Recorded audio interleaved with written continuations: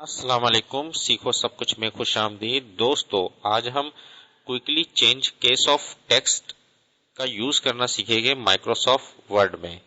कि हम जो चेंज केस होता है उसको हम क्विकली किस तरीके से कर सकते हैं, आइए देखते हैं। इस वक्त आपके पास एक पैराग्राफ है जिसमें मैं ये अगर सिलेक्ट कर लेता हूँ इस पैराग्राफ को, जिसमें कैपिटल वर्ड भी है और स्मॉल वर्ड भी है। अगर आपको तब ये पूरा पैराग्राफ कैपिटल में करना है तो आप इसके लिए शिफ्ट F3 प्रेस करेंगे। जैसे ही शिफ्ट F3 प्रेस करेंगे तमाम जो वर्ड है वो कैपिटल हो गए। दोबारा मैं अगर प्रेस करता हूँ शिफ्ट F3 तो तमाम वर्ड स्मॉल में आ जाएंगे।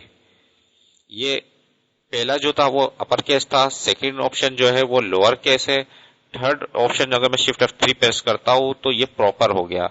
यानी कि पैराग्राफ का फर्स्ट लेटर कैपिटल है और जैसे ही वो सेंटेंस खत्म होता है तो दूसरा सेंटेंस शुरू होता है तो वो कैपिटल में स्टार्ट होगा, तो ये प्रॉपर कहलाता है।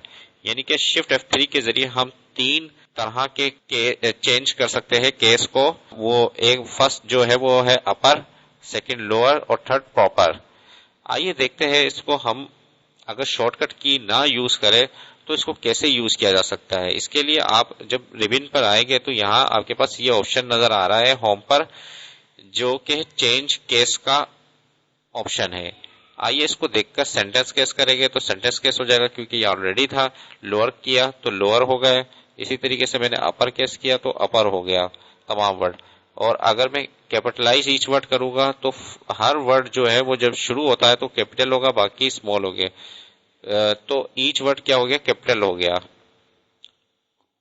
इसी तरीके ईच वर्ड का फर्स्ट लेटर जो है वो कैपिटल हो गया। इसी तरीके से अगर हम यहाँ जो है सेंटेंस केस करेंगे तो फर्स्ट जो भी सेंटेंस होगा उसका फर्स्ट लेटर कैपिटल होगा।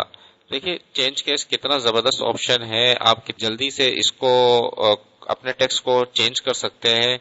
उम्मीद है कि वीडियो आपको बहुत पसंद आई होगी। लाइक और सब्सक्राइब करना मत भूलिएगा। दोस्तों, आप मेरे चैनल को सब्सक्राइब जरूर कीजिए ताकि कोई भी नई वीडियो आए तो उसकी अपडेट्स वगैरह आपको मिल जाए।